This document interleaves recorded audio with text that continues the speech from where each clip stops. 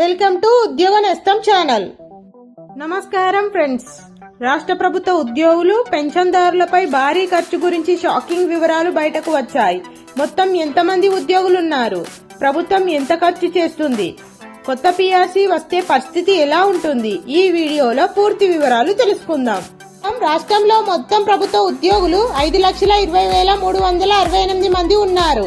ఇదే సమయంలో పెన్షన్ పొందుతున్న వారు 2,94,944 మంది. అంటే మొత్తం చూస్తే దాదాపు 8 లక్షల మందికి పైగా ప్రభుత్వం నుంచి డబ్బులు వెళ్తున్నాయి. ఇంకా ముఖ్యంగా ప్రతి ఉద్యోగి యొక్క ఆధార్, ఫోన్ నెంబర్ వివరాలను ప్రభుత్వం సేకరించింది, అన్ని ఆన్లైన్ లో నమోదు చేసింది. ఇప్పుడు అసలు విషయం ఏమిటంటే, జీతాలకు 49,461 కోట్లు, పెన్షనర్లకు 13,110 కోట్లు, మొత్తం కలిపి 62,571 కోట్లు.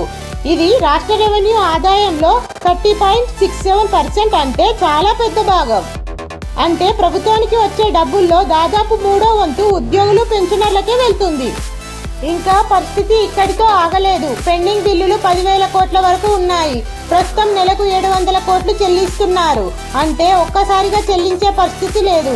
మరింతగా వచ్చే సంవత్సరం 7,000 మంది ఉద్యోగులు రిటైర్ అవుతున్నారు. వారి రిటైర్మెంట్ బెనిఫిట్స్ కూడా మరో 10,000 కోట్ల వరకు ఉండవచ్చు.